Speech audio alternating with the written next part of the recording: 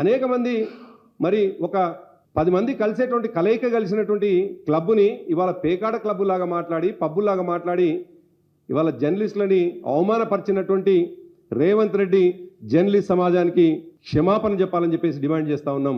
అదే సోమాజిగూడ క్లబ్లో ఈ మాట్లాడుతున్నటువంటి రేవంత్ రెడ్డి సరిగ్గా ముఖ్యమంత్రి అయ్యే కంటే 20 రోజుల ముందు సోమాజిగూడ ప్రెస్ క్లబ్లో ఆయన ప్రెస్ మీట్ పెట్టినటువంటి విషయాన్ని మర్చిపోయిండు. సోమాజిగూడ ప్రెస్ క్లబ్ వేదికగా మా ప్రభుత్వం పైన అనేక విమర్శలు చేసినటువంటి రేవంత్ రెడ్డి ఆ సోమాజిగూడ ప్రెస్ క్లబ్ని అవమానించడం అనేటువంటిది దుర్మార్గం. రేవంత్ రెడ్డికి ఒక లక్షణం ఉన్నది, ఏరు దాటగానే తప్ప ముంచేటువంటి లక్షణం ఉన్నది రేవంత్ రెడ్డికి. అందుకే ఆయన అనేక సందర్భాల్లో ఒక మాట చెప్పుకుంటూ వస్తున్నాడు, నేను నల్లమల బిడ్డను తొక్కుకుంటొచ్చి ముఖ్యమంత్రి అయినని.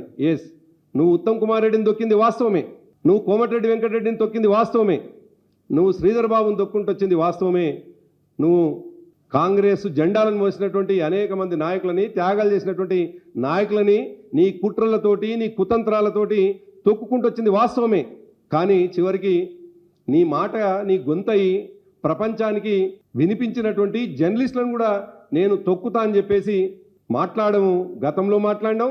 చివరికి వేదిక అయినటువంటి సోమాజిగూడ ప్రెస్ క్లబ్ని కూడా క్లబ్గా మాట్లాడి, అది ఒక పబ్బు క్లబ్గా మాట్లాడి అవమానపరచడం అనేటువంటిది చాలా దుర్మార్గమైనటువంటి విషయం అనేది ఈ సందర్భంగా గుర్తు చేస్తా ఉన్నాను.